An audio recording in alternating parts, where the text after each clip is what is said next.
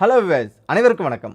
ஒருவன் பிறந்த தருணத்தில் ஆட்சி செலுத்தும் கிரகங்கள், ராசிகள், நட்சத்திரங்களின் அமைவுகளை அடிப்படையாக கொண்டு மகான்களால் எழுதி வைக்கப்பட்ட ஜோதிட சாஸ்திரம் அவனுக்கான வருங்கால பலன்களை வரையறுத்துவிடும். அந்த வகையில் உங்கள் ராசியில் பிறந்தவர்கள் என்னென்ன குணநலத்தோடு இருப்பார்கள், அவர்கள் வழிபட்டு வரம் பெற வேண்டிய தலங்கள் என்னென்ன என்பது பற்றி பார்க்கலாம். சூரியன் ஒவ்வொரு ராசிக்கும் சுமார் ஒரு மாதம் அமர்ந்து பலன்களை தருகிறார். 12 ராசிகளையும் 360 டிகிரி என்று வைத்துக் கொண்டால் முதல் 30 டிகிரியில் மேசராசி இடம்பெறும்.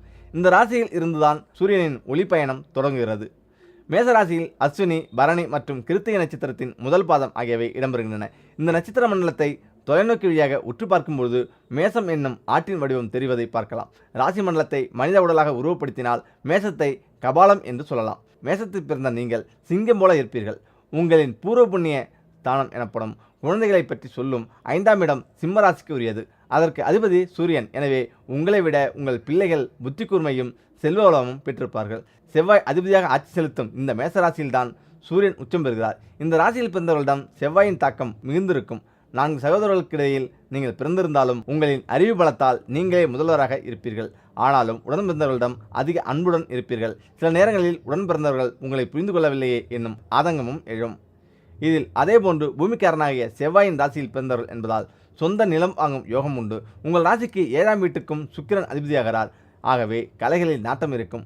பழமை விரும்பிகளாகவும் திகழ்வீர்கள்.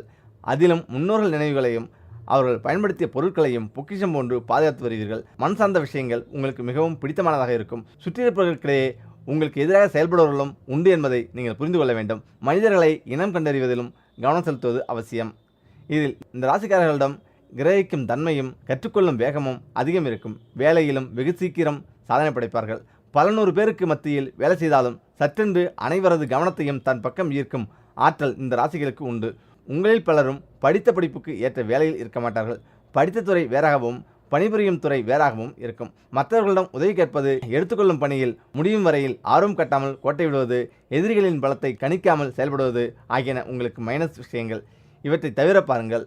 இதில் சில விஷயங்களை சிலரால் மட்டும்தான் முடிக்க முடியும் என்போது அவரிடம் உதவி கேட்பதில் தவறில்லை. வீண் தயக்கமே உங்கள் முயற்சிக்கு முட்டுக்கட்டை போடும். ஆகவே தயக்கத்தை தகர்த்தெறியுங்கள். எடுத்த காரியத்தை விடாபடியாக செயல்பட்டு வெற்றி பெறுங்கள். பொதுவாகவே மலையும் மலை சார்ந்த இடமான குறிஞ்சி நிலம் உங்களுக்கு பிடித்தமானதாக திகழும். அப்படியான சூழலில் அமைந்த தலங்களில் உங்கள் ராசினான செவ்வாயை வழிநடத்தக்கூடிய தெய்வத்தை நீங்கள் தரிசிக்கும் போது உங்கள் வாழ்வு மலையளவு உயரும் என்பது உறுதி. ஆமாம், உங்கள் ராசிக்கு உகந்தவை மலைத்தலங்கள். அதிலும் முருகன் அருளும் மலைத்தலங்களை தரிசித்து வந்தால் சகல சௌபாக்கியங்களும் கிடைக்கும். குறிப்பாக பழனி திருத்தலம் தனித்தன்மை பெற வேண்டும் என்ற தாகத்தோடு முருகப்பெருமான் வந்து அமர்ந்து அருள் புரியும் அற்புத தலம் பழனியாகும். ஆகவே எப்பொழுதும் உங்கள் உள்ளத்தில் பழனி முருகனை நிறுத்துங்கள். மேசராசிக்காரர்கள் இந்த தலத்துக்கு எப்பொழுது சென்று வந்தாலும் ஒரு மாற்றமும் ஏற்றமும் நிச்சயம் உண்டு. இதில் முக்கியமாக கவனிக்க வேண்டியது, முக்கியமாக காதலை விட இல்லற வாழ்வில் அதிக ஆர்வம் காட்டும் ராசி நீங்களா? உங்கள் துணைக்கு வேற லெவல் திருப்தி தருவீர்களா? உறவுகள் என்று வரும்பொழுது ஒவ்வொரு ராசியினருக்கும் தனித்தனி குணநலங்கள் இருக்கும். சில ராசிக்காரர்கள் உண்மையாக காதலித்து திருமணம் செய்து கொள்வார்கள். சிலர் டேட்டிங், திருமணம் செய்யாமலே ஒன்றாக வாழ்ந்து மகிழ்ச்சியாக இருப்பார்கள். சில ராசிக்காரர்கள் காதலுக்கு முன்னால் உடலுறவு அனுபவித்து பின்னர் காதலின் தன்மை அறிவார்கள். இவர்களுக்கு துணையுடன் காதலை விட செக்ஸ் உச்சத்தில் சிறப்பாக இருக்கும். அத்தகைய ராசியில் உங்களுக்கு எப்படி என்று பார்ப்போம். மேசராசியில் பிறந்தவர்களை ஈர்ப்பதில் பெரிய அளவில் முயற்சிகள் தேவையில்லை. கொஞ்சம் வலிந்து பேசினால் கூட போதும். எளிதில் மயங்கி வலையில் சிக்கக்கூடியவர்கள் இவர்கள். உங்களுடன் தாம்பத்திய உறவில் இருக்கும்போது வேறு லெவலில் மகிழ்ச்சியை கொடுப்பார்கள். செக்ஸ் எண்ணத்தில் அதிகம் ஆழ்ந்திருப்பார்கள். இந்த ராசிக்காரர்கள் காம வேட்டைக்காக காத்து கொண்டிருப்பவர்கள். காமம் கிடைத்தால் வெறித்தனமாக இறங்கி வேட்டையாடி விடுவார்கள். உறவுகள் என்று வரும்போது ஒவ்வொரு ராசியினருக்கும் தனித்தனி குணநலம் இருக்கும். சில ராசிக்காரர்கள் உண்மையாக காதலித்து திருமணம் செய்து குழந்தை பெற்று அழகான குடும்பத்தை அமைத்து வாழ நினைப்பர். சிலர் சாதாரண டேட்டிங், திருமணம் செய்யாமலேயே ஒன்றாக வாழ்வது என்று நினைப்பர். ஜோதிடத்தின் அடிப்படையில் சொல்லப்போனால் பல்வேறு குணாதிசயங்கள் எல்லாம் ஒத்துப்போகின்ற வகையில் இப்போது ராசிபலன் அடிப்படையில் உங்கள் ராசிக்காரர்கள் காதலுக்கு முன்னால் உடலுறவில் ஈடுபட விரும்புவார்களா என்று பார்க்கலாம். மேசராசியில் பிறந்தவர்கள் உறவில் ஈடுபடுத்த அதிக முயற்சிகள் தேவையில்லை. இந்த ராசிக்காரர்களின் உடலில் கை வைத்தால், கண்களை பார்த்தால் அல்லது ரேசாக புகழ்ந்து வழிந்து பேசினாலே எளிதில் மயங்கி வலையில் சிக்கக்கூடியவர்கள். மேசராசியில் பிறந்தவர்கள் பெண்கள் விரும்பக்கூடிய நபராக இருப்பார்கள் என்பதால் அவர்கள் பெண்களை ஈர்ப்பதில் பெரிய அளவில் முயற்சிகள் தேவையில்லை. அது மட்டுமில்லாமல் சிற்றின்பத்தில் ஈடுபாடு கொண்டவராக இருப்பார்கள். 16 வயதுக்கு மேல் எப்பொழுதும் செக்ஸ் எண்ணத்தில் அதிகம் ஆழ்ந்திருப்பார்கள். இந்த ராசிக்காரர்கள் காமத்திற்காக காத்து கிடப்பவர்கள். ஆகவே எளிதான முறையில் காமம் கிடைத்தால் அதற்கான முறைமைகள் பற்றியெல்லாம் யோசிக்காமல் செயலில் இறங்கிவிடுவார்கள். இதில் முக்கியமாக உங்கள் ராசிக்காரர் காதலில் ஏமாற வாய்ப்பு இருக்காம். காதல் ஒரு அற்புதமான உணர்ச்சி. காதல் என்று வரும்போது மக்கள் எந்த எல்லைக்கும் செல்ல தயாராகலாம். ஆனால் அதே சமயம் தங்கள் உண்மையான காதலை கண்டுபிடிக்க முடியாமல் போனவர்கள் ஏராளம். ஒரு நபர் எப்போது, எங்கே, எப்படி காதலில் விழுவார் என்பதை யாராலும் கணிக்க முடியாது. அதே சமயம் அனைத்து காதலும் வெற்றியில் முடியும் என்றும் சொல்ல முடியாது. காதல் அனைவருக்கும் பொதுவானது என்றாலும் அனைவரும் உண்மையான காதலை அடையும் அதிர்ஷ்டங்களாக இருப்பதில்லை. சில ராசிகளில் பிறந்தவர்கள் முதல் முயற்சியிலேயே தங்கள் உண்மையான காதலை அடைந்து விடுவார்கள். ஆனால் சில ராசிக்காரர்களோ பல முறை காதலில் விழுந்து ஏமாந்து அதன் பிறகே தங்கள் உண்மையான காதலை அடைவார்கள்.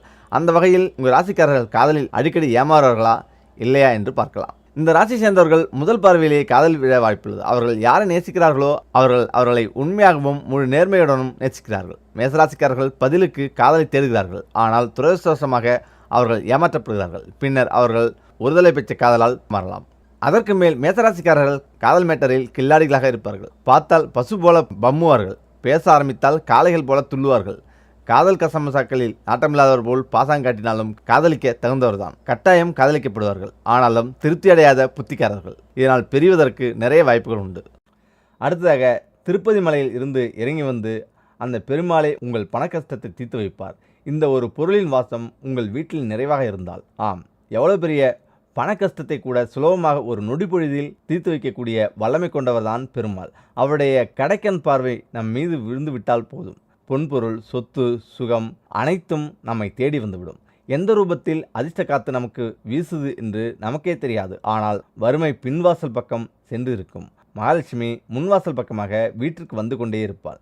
அந்த பெருமாளின் ஆசீர்வாதத்தை வாங்க தினம் தினம் நாம் பெருமாள் வழிபாட்டை எப்படி மேற்கொள்ள வேண்டும்?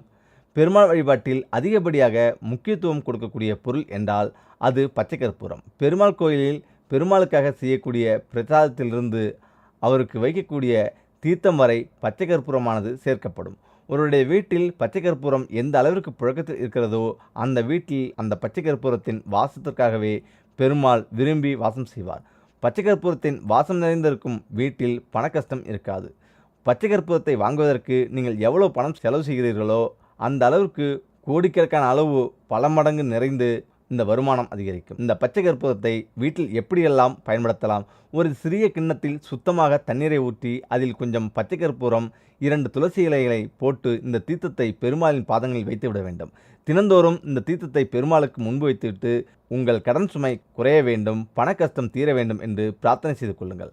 மறுநாள் இந்த தண்ணீரை செடியில் ஊற்றிவிட்டு மீண்டும் புதிய தண்ணீரை வைத்து பிரார்த்தனை செய்து வர வேண்டும். அடுத்தபடியாக உங்களுடைய வீட்டில் சாதாரண கற்பூரத்தை ஏற்றி ஆராதனை காண்பிப்பீர்கள் அல்லவா?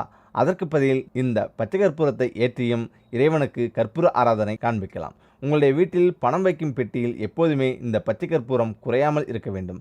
பச்சை கற்பூரத்தை வைத்த ஒரு சில நாட்களில் அது காற்றில் கரைந்துவிடும். அது கரைவதற்கு முன்பாக, அதில் இருக்கும் வாசனை குறைவதற்கு முன்பாகவே மீண்டும் புதிய பச்சை கற்பூரத்தை வாங்கி பணப்பெட்டியில் வைத்து விடுங்கள். வரவேற்பறையில் ஒரு சிறிய கிண்ணத்தில் பச்சை கற்பூரத்தை நுணுக்கி போட்டு வைத்தால் அந்த வாசம் வீடு முழுவதும் நிரம்பி இருக்கும். நிலைவாசலில் ஒரு சிறிய அகல் விளக்கில் கொஞ்சம் பச்சை கற்பூரத்தை நுணுக்கி போட்டு வைத்தால் உங்களுடைய வாசல் பகுதியும் வாசமாக இருக்கும். மகாலட்சுமி வீட்டிற்குள் விரும்பி வருவாள். அடுத்ததாக மகாலட்சுமி தாயாருக்கு உங்கள் கையால் இந்த மாலையை கட்டி போட்டால் நீங்கள் மனதில் நினைத்தது 48 நாட்களுக்குள் நடக்கும். அது என்ன? மனதில் நினைத்த வேண்டுதல் நல்லபடியாக நிறைவேற வேண்டுமா? தாயாரின் பாதங்களை நம்பிக்கையோடு பற்றி கொண்டு வீட்டில் இருக்கும் பெண்கள் இந்த பரிகாரத்தை செய்து பாருங்கள். எவ்வளவு பெரிய வேண்டுதலாக இருந்தாலும் சரி, அதை 48 நாட்களுக்குள் நிறைவேற்றி தரக்கூடிய சக்தி வாய்ந்த பரிகாரம் இது. வீட்டில் இருக்கும் பெண்கள் தான் இந்த பரிகாரத்தை செய்ய வேண்டும். ஏதாவது ஒரு வேண்டுதலாக வைத்துக்கொள்ளுங்கள். உங்கள் பிள்ளைகளுக்கு திருமணம் நடக்க வேண்டும், பிள்ளைகள் நன்றாக படிக்கும் திறன் அதிகரிக்க வேண்டும், கணவரின் நன்மைக்காக கூட இந்த பரிகாரத்தை செய்யலாம். அல்லது உங்களுக்கு நல்ல வேலை கிடைக்க வேண்டும், நல்ல கணவன் கிடைக்க வேண்டும் என்று கூட வேண்டிக் கொள்ளலாம். கடன் சுமை குறைய, வருமானம் அதிகரிக்க, எதுவாக இருந்தாலும் சரி, நம்பிக்கையுடன் 48 நாட்கள் தொடர்ந்து இந்த பரிகாரத்தை செய்யும்போது உங்களுக்கான பலன் நிச்சயம் கைமேல் கிடைக்கும். இந்த பரிகாரத்திற்கு நமக்கு விரலி மஞ்சள் கட்டாயம் தேவை. சில இடங்களில் இதை கொம்பு மஞ்சள் என்று சொல்லுவார்கள். அந்த விரலி மஞ்சள் 48 என்ற கணக்கில் வாங்கி வைத்துக் கொள்ளுங்கள். முனை உடையாத விரலி மஞ்சளாக இருக்கட்டும். ஒவ்வொரு விரலி மஞ்சளின் மேலே ஒரு குங்குமப் பொட்டை வைத்து விடுங்கள். இந்த 48 விரலி மஞ்சளை ஒரு தட்டில் போட்டு அந்த தட்டை மகாலட்சுமி தாயாரின் பாதங்களில் வைத்து விடுங்கள். தினமும் காலை எழுந்து சுத்தபத்தமாக குளித்துவிட்டு பூஜை அறையில் தீபம் ஏற்றி வைத்துவிட்டு மகாலட்சுமி தாயாருக்கு 2 ஏலக்காய்களை நிவேதியமாக வைத்துவிட வேண்டும். எடுத்து வைத்திருக்கும் 48 விரலி மஞ்சளில் இருந்து ஒவ்வொன்றாக எடுத்து தாயாருக்கு அர்ச்சனை செய்ய வேண்டும். குங்கும அர்ச்சனை செய்வோம் அல்லவா? அதே போல ஒவ்வொரு விரலி மஞ்சளாக எடுத்து தாயாரின் பாதங்களில் வைத்து விடுங்கள். ஒவ்வொரு முறை இந்த மஞ்சளை எடுத்து தாயார் பாதத்தில் வைக்கும்போது உங்களுடைய வேண்டுதலை மனதார ஒரு முறை சொல்ல வேண்டும். வேண்டுதலை ஒரு வரியில் சொல்லுங்கள்.